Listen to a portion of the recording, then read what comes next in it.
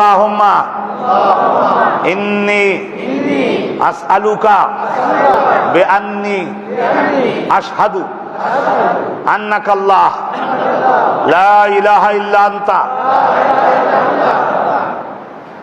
লা ইলাহা ইল্লা আনতা আল আহাদু আল ফরদু আস সামাদু আল্লাযী লাম ইয়ালিদ ওয়া লাম ইউলাদ ওয়া লাম ইয়াকুন লাহু কুফুয়ান আহাদ। এইটা পড়ে একজন সাহাবী আল্লাহর কাছে একটা জিনিস চাইলেন।